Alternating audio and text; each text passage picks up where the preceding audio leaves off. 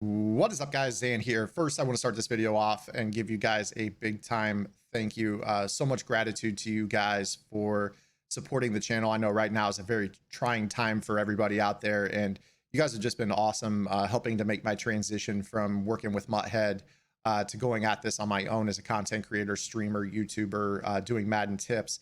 You guys have been awesome, and I really wanted to kind of pay it back to you guys in the form of a little bit longer form 3-4 bear run defensive seminar. We're going to be talking about a variety of topics here today. This is just full disclosure to you guys. This is going to be something that's going to be a little bit longer form. So please check the description for timestamps because there's going to be a lot of information that's going to be easy to miss.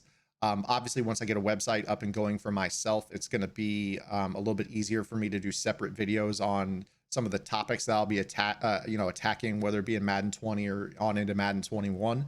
But yes, please make sure you guys are checking the timestamps. We're going to cover a variety of topics, situational run defenses against, strong H wing, run defenses that you can use against I form tight.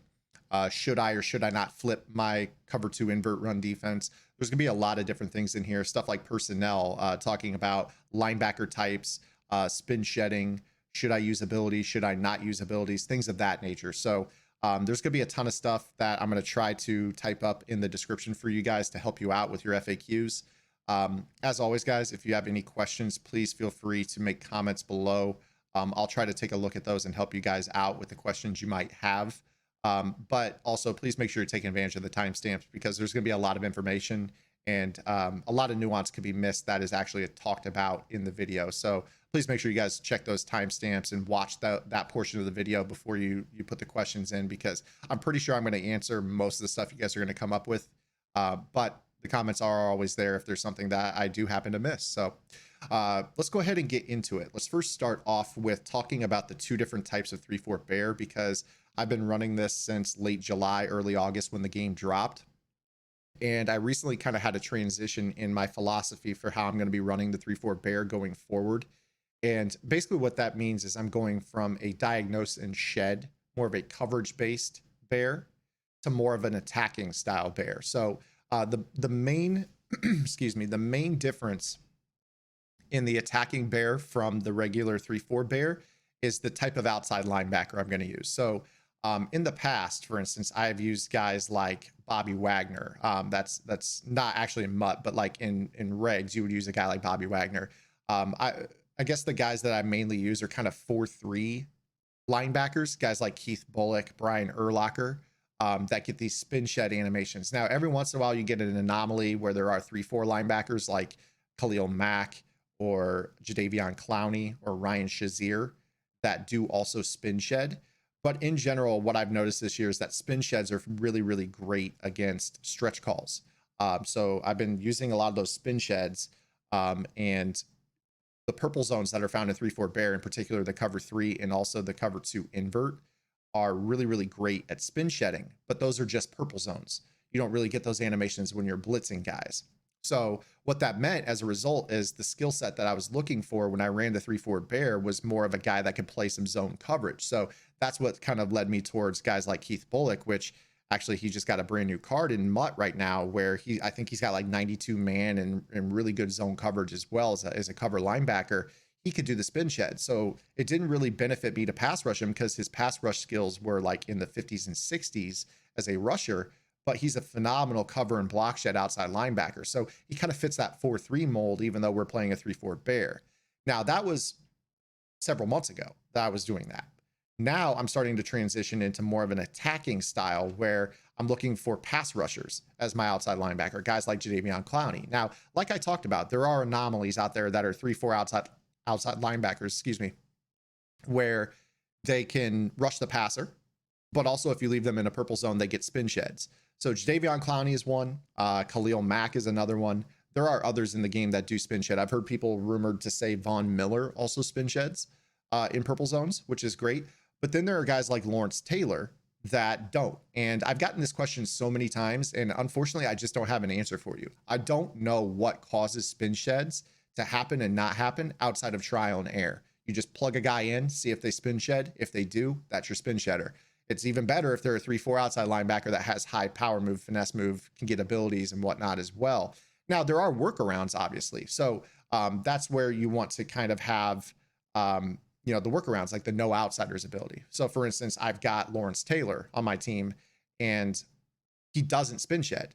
So I put no outsiders on him, which allows him to just destroy outside his own blocks. So I don't really need the spin shed. So you can get away with an attacking outside linebacker like a Lawrence Taylor that will dominate against stretch if you put no outsiders as one of the abilities. So if you can't get a spin shed and you're stuck on budget or whatever reason, you can't get a guy who can get spin shed and rush the passer like a Jadaveon Clowney, go ahead and get a 3-4 outside linebacker like a Lawrence Taylor and just slap a no outsiders on him. I don't think he gets no outsiders yet, but he will with his next Ultimate Legends card. But I think you can see what I'm getting at is go ahead and get a 3-4 outside rusher. And if he doesn't spin shed, use no outsiders to kind of just get the job done, you know? So that's kind of how I'm looking at it is you're either going with a Keith Bulluck mold or you're going with a Lawrence Taylor plus no outsiders mold, unless you can afford a guy like a Jadaveon who will spin shed or be able to rush the passer. So that is kind of how the personnel works.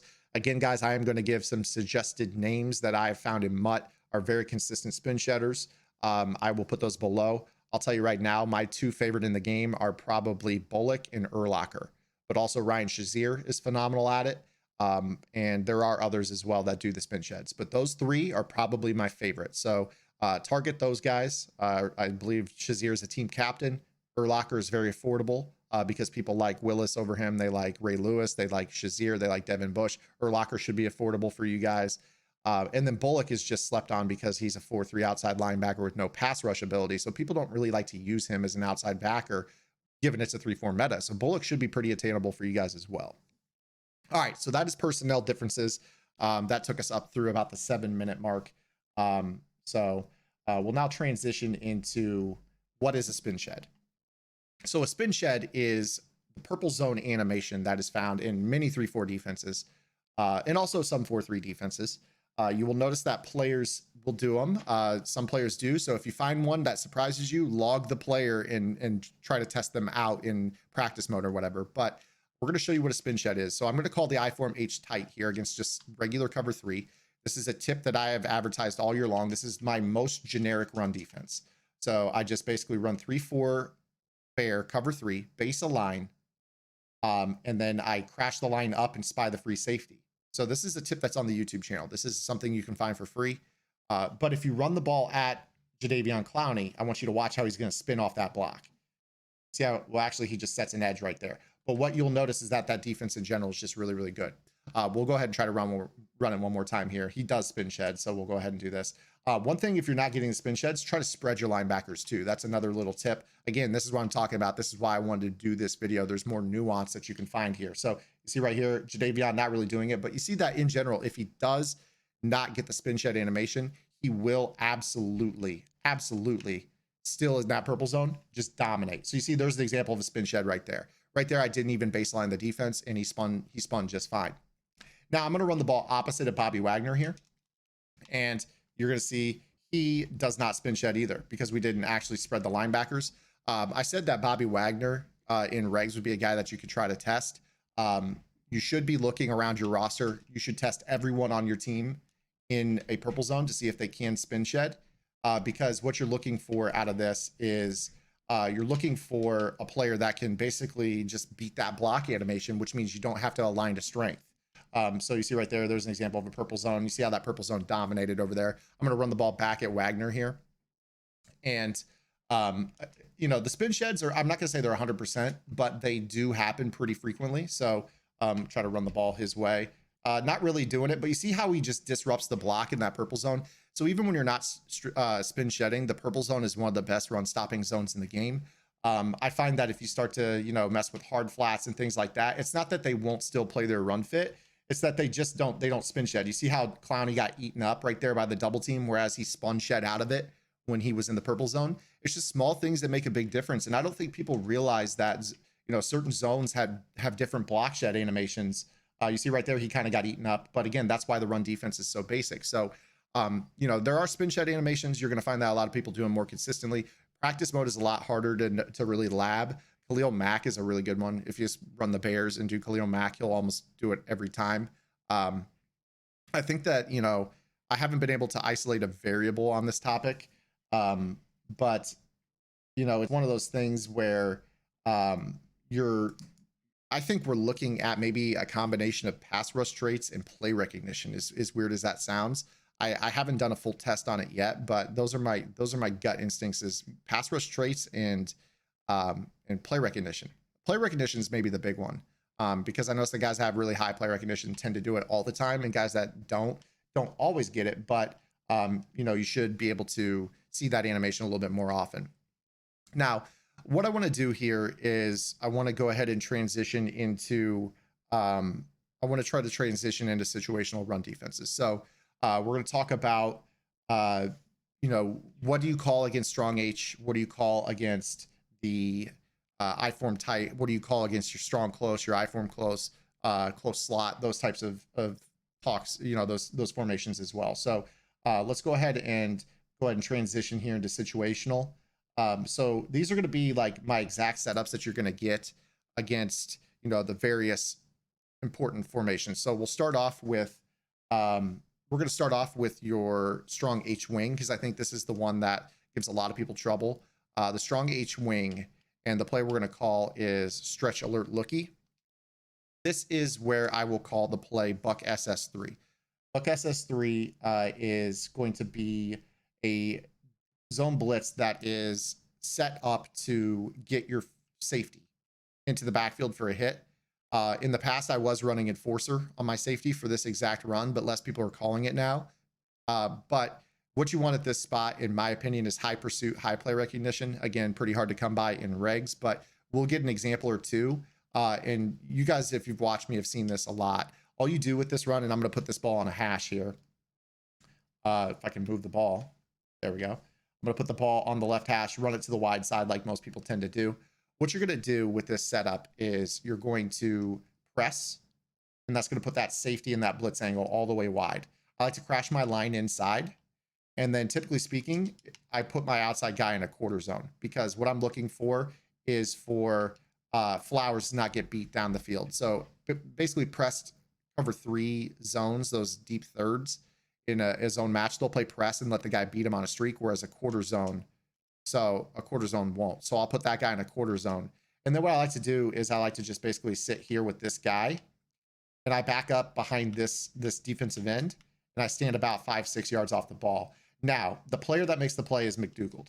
Hopefully he'll get the pursuit angle. You're going to see the hole open up, but again, it's going to be all about play recognition and pursuit.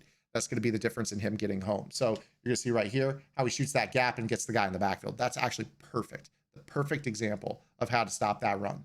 So again, you press, you put the outside corner over the receiver in a fourth, and you crash your line inside. Very, very simple. They run that stretch. Here comes the safety. He makes the play in the backfield. Now, if you have an enforcer there, that's where I used to have Sean Taylor Mays. Taylor Mays, for some reason, takes weird pursuit angles, and that's why I think that it's a pursuit and a play recognition thing. I don't know what his are off the top of my head, but I just know that Sean Taylor does it, and Taylor Mays does it, but not as consistently. So again, you're gonna see here's that run. You see right there, he misses the pursuit. That's what you'll sometimes see Taylor Mays do. Now, if you want to take it a little bit more in detail, what a lot of people will do is they'll mix in the dive. And what they'll do is, I don't think I have the dive in my audibles, believe it or not. So let me go back and set this up. They're going to go ahead and add the dive in, and a lot of players will motion their tight end. So we'll go ahead and throw the dive back into the audibles, and I'll go ahead and show you what I mean here. You can stop the dive just as well out of the same defense with pretty similar setup. So you go to your base setup where you put the guy in the quarter zone, you press, crash your line inside, right? And then all of a sudden you see them go to this tight end and they motion him across. At this point, I pinch my linebackers, move this guy right here, and blitz him. So what you get is this double looping inside linebacker look, which should remind you of what people do out of edge blitz in 3-4 odd. And then from right there, I just lurk on this free safety. And then when they go to run this dive, you get that guy hitting him right in the backfield. See how that hits him clean straight up in the backfield? That's again where you're going to want your Patrick Willis's, your Devin Bushes of the world, that can really come in and lay some lumber. So you see right here how this looks just like Edge Blitz 1, and you get that free runner. And you see right there, there's Clowney, and he's in a pink zone. He's getting that spin shed animation I was talking about as well. So Again, purple and pink zones, those are going to be the ones you look for spin shed animations. And you're going to get those very, very consistently when they're one-on-one blocked, not double teamed. So the double teams are a little bit harder to spin out of. The single teams are really easy to spin out of. So we'll go ahead and show you that again. You go ahead and you're worried about the stretch RPO looky, right? You press, you crash your line inside, put the corner in a quarter zone, back this guy up right here. They think that they see the look. They go ahead and they check to the dive. While this motion's happening, you pinch your line, blitz this guy, and you're standing right here. They go to run the dive, and all of a sudden you're getting him right in the backfield for a loss. So that is how you stop the strong H wing. Very, very easy. One setup defense out of the Buck SS3. So that's going to take us up to the 1545 mark. And now we're going to talk about what to do if they audible back into the IH tight. So obviously you guys know we started the video off with this. They will oftentimes audible into the H tight, and they're going to be running stretch out of this. So let's just say that they, you know, I like to have the cover 3 in my audibles, but I don't want to have to audible into the I-form H tight every single play. You have cover 3 in your audibles. You're coming out in Buck SS3, right? So let's say you've got the defense set up, yada, yada, and now all of a sudden they audible into this I-form tight. It takes a long time for everybody to move, so you're going to see this. All you're going to do is you're just going to check into cover 3. It's literally that simple. Check into cover 3, and then you basically base a line and crash your line up, spy this guy. You're right back in that base setup that I showed you at the start of the video. Now they run that stretch, and you're going to go ahead and loop around and make the play with yourself. All right, so again, if you want the spin shed animations, though, you really need to force the single team. So you check into the cover 3. If you can, base a line, spread your linebackers, crash up. And what you want to do is you want to try your best to make sure that they are going to single team Clowney. And if they do, he should spin shed. And he actually did right there. But you see how he sets a really awesome edge on that play?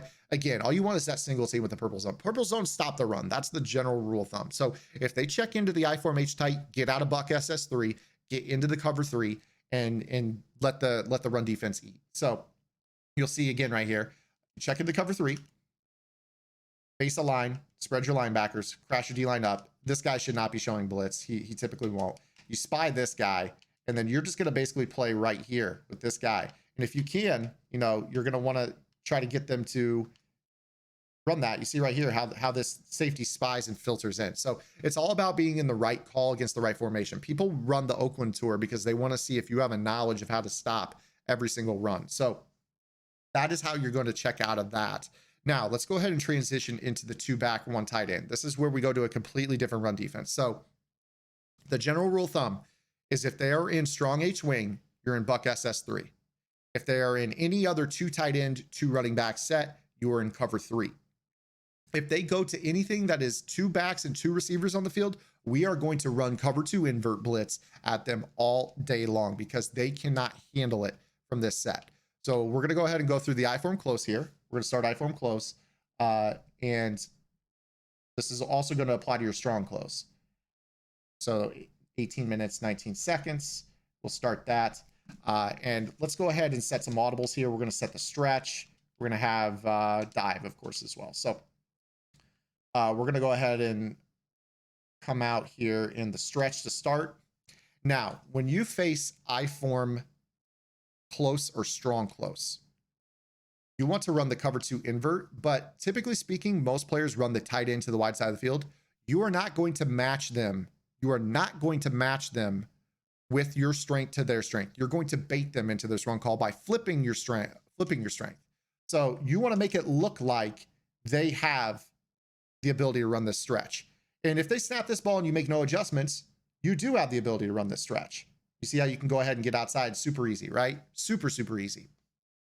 But we have the ace in the hole. So we are going to set up this setup right here where you're going to blitz the A linebacker and crash the line inside and also QB contain. Now, last but not least, I like to blitz the X as well before I contain, because what ends up happening here on this play is if you have a player who's fast enough, this player right here, Griffin, in this contain, will shoot through the front side B gap and make a tackle for loss. So you see how he does that right there? He just makes that tackle for loss. I run Devin Bush at this spot. Devin Bush, in my opinion, is the single best inside linebacker in Madden to get this tip done. Devin Bush, I will say it again, Devin Bush. I don't know if it's a player build. He's a little bit smaller. He fits through the gaps better. I don't know what combination of ratings it is, because there are certainly other inside linebackers in the game that look better. I promise you, Devin Bush is the key to your success with this run. I'll go ahead and show you again. All we're doing is we are going to base a line. We are going to blitz the inside linebacker on the front side and the outside linebacker on the backside in QB contain. We're also crashing the line to the inside. And they're going to run this stretch, and that hole opens up and he hits them right in the backfield. Now, if your opponent is so dedicated to running that they have the best offensive line possible, the best running back possible, yada, yada, sometimes you will not be able to hit this gap. If that happens, you need to go ahead and do an extra layer of protection. So you base a line, you set up your run defense, you contain, right? But for some reason or another, Shaq Griffin's not making the play. From this point forward, press your coverage, and that's going to add an extra body behind Griffin. And he's actually going to help Griffin's hole open up. I don't know why, but it just does. And what you should see is that happen. Now, if you want that safety to also get involved in the run fit, feel free to spy him. I mean, so we're running this, right? You could go ahead and base a line, set up your defense like this, go ahead and spy, and then you press. So you have a look that looks like this. Now, when they go ahead and they run this, that guy's in the spy and he can help pursue. That way, if your guy doesn't make the play, he can still make that play from behind. You guys know how safety spies impact the run.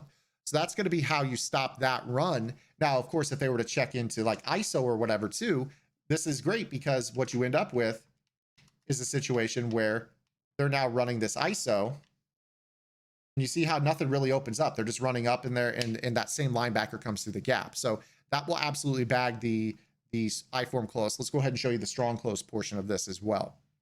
So we're going to go ahead and run the outside zone here. I'm going to add the dive too.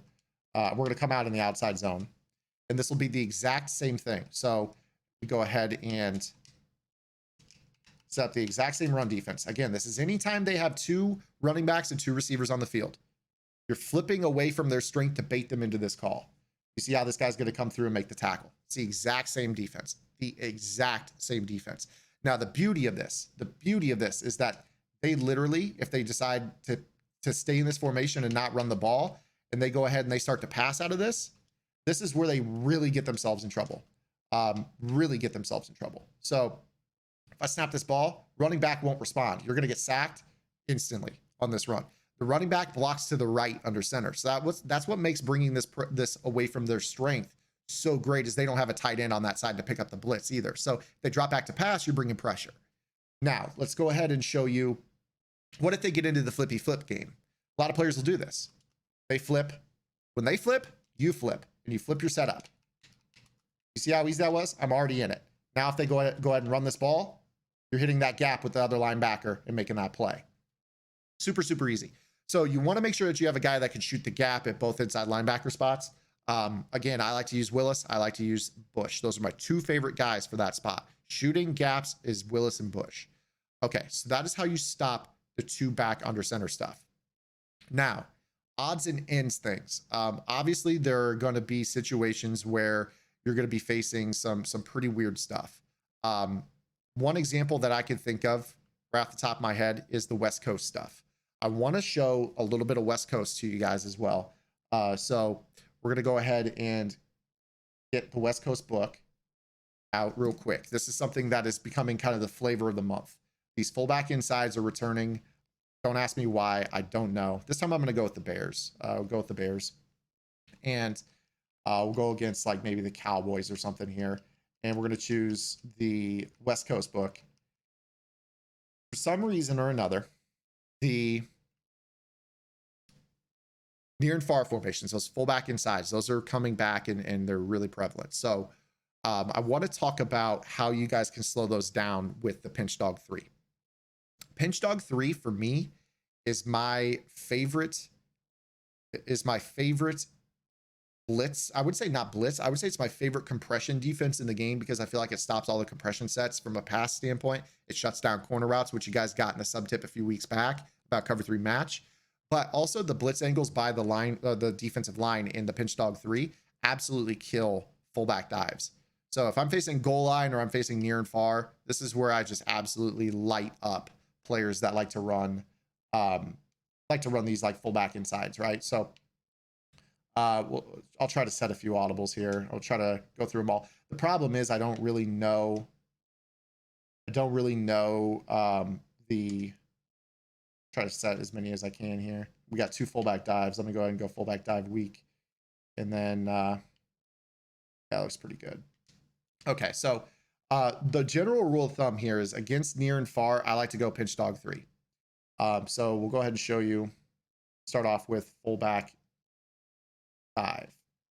And what I like to do is you're going to call the pinch dog 3. And generally speaking, you want to make sure that the side they are running to is not a pink zone. Not a pink zone. So generally speaking, most guys will run a fullback dive to the handedness of a quarterback. So if it is a right-handed quarterback, they're going to run fullback dive to the right, meaning that you're going to want your pinch dog set up where you are able to have this pink zone be away from the run side. So what I like to do is I like to typically press, and I like to keep this yellow zone right here. And that is who I like to use her. And then what ends up happening is they go to run this. We're able to plug that gap through the middle. Or what happens a lot against not the jumbo sets as much, but more so the, the twins looks, you're going to be able to actually get, sometimes if you have high enough acceleration on your D line, you'll find that those defensive ends shoot the gaps really, really well. Now in this situation, they're in a jumbo. So probably not the best formation for me to call against this. Let me go ahead and go to like the twins looks, because most people aren't going to live out of jumbo. They're going to live out of like the near and far, mostly the near and the far, like the twins, the 2 receivers. So let me go like far. Problem is I don't really run this. I just face it. So when I go to teach it, it's like, oh, okay. So like near close, for instance, right? Fullback dive to the right. That means you want the yellow zone to the right. So we go to press, keep this guy in. And then I will use her this spot sometimes too, the free safety. And you're just looking for these guys to pour in off the backside. And the blitz angles from the pinch dog are really, really good, because if they don't have a tight end, you get those outside linebackers that pursue off the edge. You saw right here how Leonard Floyd is basically shutting this down on his own. If you want, you could try to flip it so the yellow zone is the opposite side. But the problem is, you'll notice when you do this, see how that pink zone vacates the A gap? That's not what you want. You want him playing into the A gap. So you want to make sure that if you know what side they're running to, if possible, you need to try to get that yellow zone to be on the side that the fullback is actually diving to. And that's going to help you really like shoot those gaps. You see how those lanes really close up. The thing about the fullback dive is they're hoping for a home run. They're not trying to live on 2, 3, 4 yard chunks. So the fact that you can set a wall against this is really important. So you see right here how we were just able to kind of set that wall and you get that pursuit off the edge. I'll go ahead and go to some of those twins look, one of those twins looks real quick to try to get 2 of those. I'm also going to throw in some video footage here as well from a game yesterday, because I faced this over and over in a game yesterday and my opponents had no shot, absolutely no shot. So go back to this near. And what you'll notice a lot of times too is if you can put faster guys at the DN spots, this is where you start to notice that their acceleration allows them to hit the backfield a little bit better. So I want to say here in this example, I want to say I was running it this way, actually. So we were running it just like this.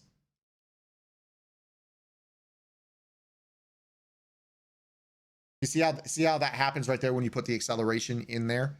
That is where you start to notice that guys are with that acceleration rating a little bit faster linemen. So this is why I have guys like D Ford on my line, or Aaron Donald with high excel.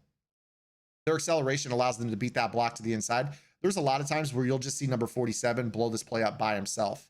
So we'll try this again here. Make sure I had it flipped correctly. Yes, I did. Okay, so you want to make sure that the yellow zone is on the side that they're diving to. You see how those gaps really close up? And actually, if you have an Aaron Donald, somebody with really high player recognition, high pursuit, high acceleration, this is where it just gets really blown up. It's just the blitz angles of pinch dog. They all crash so hard to the inside that it makes beating that blocking scheme so tough. You see how they just run straight into a wall. They're banking on it opening up every play. Most people don't pass really well from these sets. They might roll out a little bit, but that's why I'd kind of gone to more of this as like a contained style defense or as a pass rush elite where I'm using pass rush elites on the edges. It's just really going to help. You see right there, there's the example. Finally got the example of David Irving plugging through. So I'm gonna note that happened at 30-20. And again, we're playing with Reg's roster, so it's a little bit harder to replicate. But again, you guys are all MUT players at this point in the year. And you saw just how that shuts it down. You see how this really just plugs it. So pinch dog 3 is what I go to against the fullback inside.